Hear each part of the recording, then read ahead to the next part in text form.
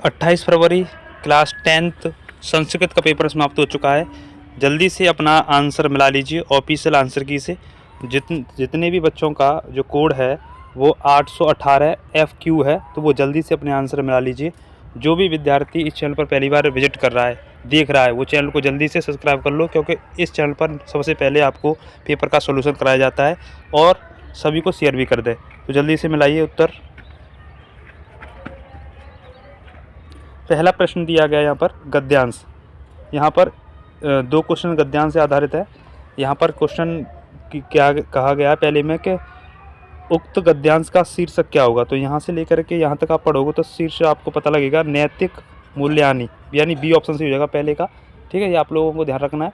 इसके बाद में क्वेश्चन नंबर 2 क्या कह रहा है कि नित्या कार्य करणे मनुष्य जीवनम भवते। ये इसका क्वेश्चन हमें इसका आंसर छांटना है पैसेज में से। तो यहाँ देखो, यहाँ दे रहा है इसका आंसर कार्य करेण मनुष्यम सुचारु सफलम। ठीक है, तो सफलम इसका आंसर हो जाएगा, यानी दूसरे का बी सही हो जाएगा। ठीक, तीसरा देखते हैं। तीसरा कह रहा है कि रघुवंशे कत सर्गा अस्ति। रघुवंश में कितने सर्ग हैं।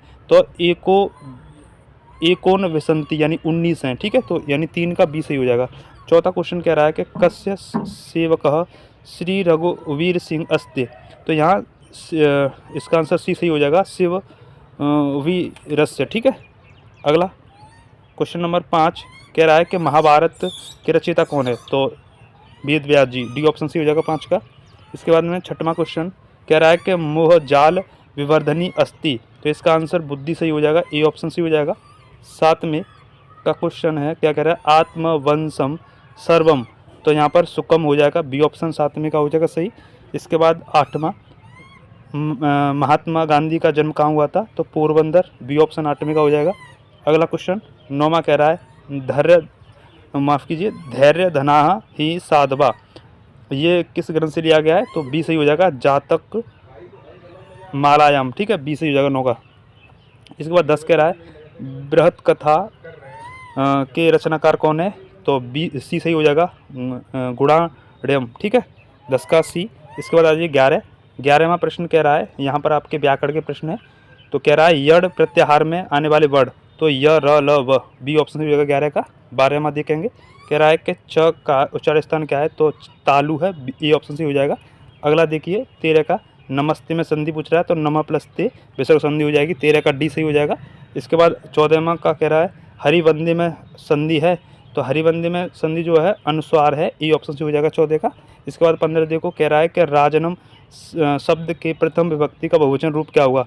तो राजना होगा। ठीक है, 15 का बी सी हो जाएगा। इसके बाद 16वां प्रश्न देखते हैं। 16वां कह रहा है वारी शब्द का तृतीय विभक्ति का एक वचन बताओ। तो इसका वारिणा हो जाएगा, 16 का डी सही हो जाएगा।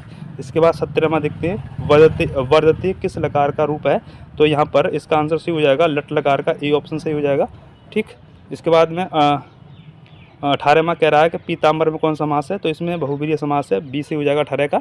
19वां देखेंगे, कह रहा है कि पठित्वा में प्रत्यय है। तो इसमें ए ऑप्शन से हो जाएगा कित्वा हो जाएगा। और लास्ट क्वेश्चन है, कह रहा है 20वां प्रश्न कह रहा है कि अतिष्ठत में लकार कौन सा है। तो लंग लकार है। तो ये 20 प्रश्न के मैंने आंसर बता दिए। आपके कितने सही हैं कमेंट बॉक्स में कमेंट करें और चैनल को सब्सक्राइब करें, शेयर करें सभी को। सबसे पहले आपको पेपर का सोल्यूशन कराते हैं और वीडियो को लाइक करें। धन्यवाद। जय हिंद, जय भारत, वंदे मातरम, जय सीताराम।